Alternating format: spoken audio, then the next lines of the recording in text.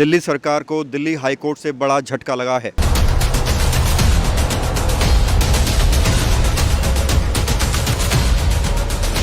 क्या नाम है, विनय मिश्रा जी, उन्होंने पता नहीं कौन सी चाल चल के कौन से अंडरग्राउंड ऑफिसर को अपने उसमें ले करके कॉन्फिडेंस में और हमारी ज़मीनों पर डेमोलिशन करा दिया।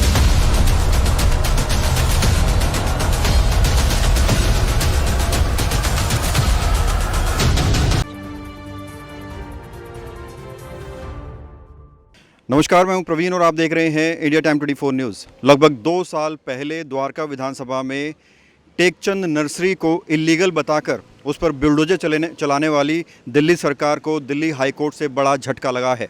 2 साल पहले यहाँ के जो विधायक हैं द्वारका विधानसभा के विनय मिश्रा, उन्होंने कहा था कि ये इलीगल इंक्रोचमेंट है, ये ज़मीन एजुकेशन डिपार्टमेंट को अलॉट कर दी गई है और यहाँ एक शानदार स्कूल बनाया जाएगा पहुँचे, और दिल्ली हाई कोर्ट ने स्कूल के निर्माण कार्य पर रोक लगा दी है, जैसा इनका कहना है।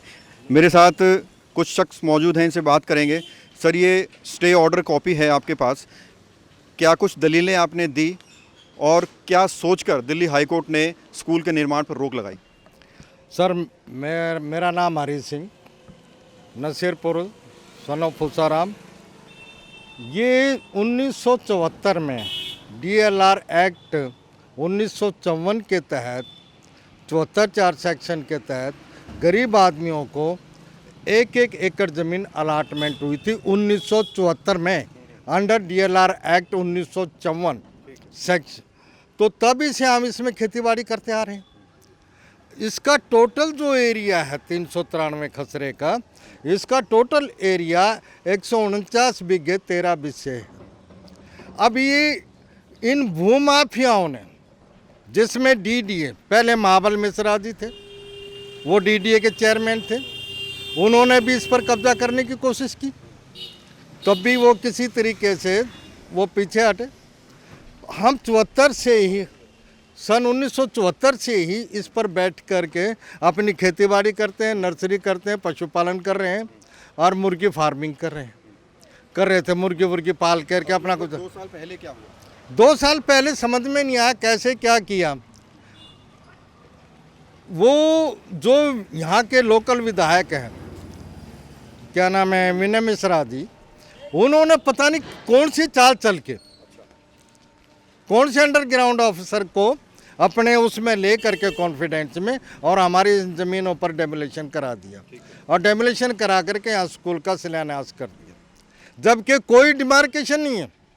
1974 से जो बैठे हैं 393 के खसरे की 149 बीघे 13 बिस्से का डिमार्केशन करें, वो ज़मीन है कहाँ? पेपर दिखा दीजिए। हाँ, ये पेपर है जी, मेरे पास हाई कोर्ट का ऑर्डर है और हाई कोर्ट ने साफ कहा लफ्ज़ों में, साफ लफ्ज़ों में लिखा है। क्या लिखा गया? इसमें लिखा गया है कि जो भी इनका नुकसान है उसकी भरपाई की जाए और इनकी ज़मीन जो है, हाँ, इनकी ज़मीन इनको वापस की जाए। ये है सब। इसमें सबसे बड़ा भ्रष्टाचार लोकल MLA का है, DDA का है। इनको अपनी ज़मीन नज़र नहीं आ रही। जो ज़मीन इनको अलाटमेंट की वो तो इन भूमाफियाओं के साथ मिलकर इन्होंने पता नहीं कहाँ गायब कर दी। वो ज़मीन है कहाँ? अब ये हमारी जो अलॉटी ज़मीन है वो इनको खाली नज़र आ रही है, उस पर आकर के ये कब्जा कर रहे हैं, जबकि हमें परमानेंट इंजेक्शन है, डिक्री हमारे नाम है और क्या नाम है, ये भूमि आसामी हम हैं। कुछ आदमी भूमिदर बन के जो बाकी रह गए उनका भूमिदरी का FC के यहाँ केस चल रहा है।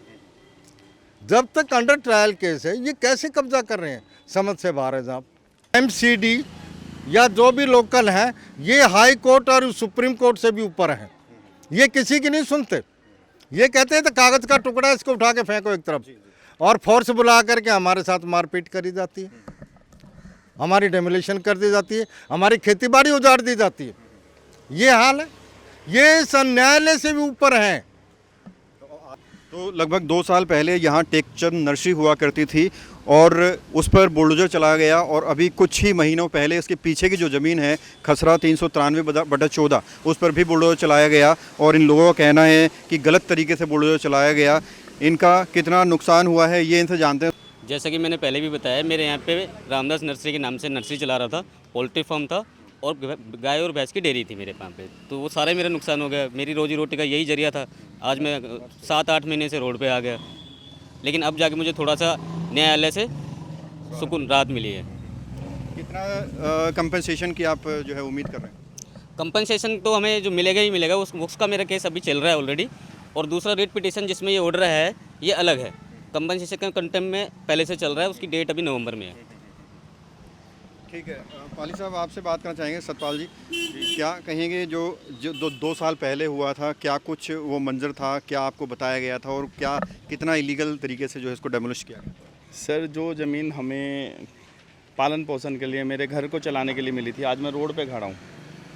2 साल पहले उस सरकार ने, हमारे यहाँ के विधायक ने मनीष सिसोदिया मुख्यमंत्री, उप मुख्यमंत्री को मिसगाइड करके या फर्दर और एजेंसियों को मिसगाइड करके, यहाँ के बारे में गलत बता के, हम लोगों को भूमाफिया बता के, इस तरीके से मिसगाइड करके लोगों को और प्रशासन को, उसने हमारी ज़मीन को डेमोलिशन कराया। ठीक है जी। आज हमें भाई के सुनील के माध्यम से एक डिसीजन आया है हाई कोर्ट से।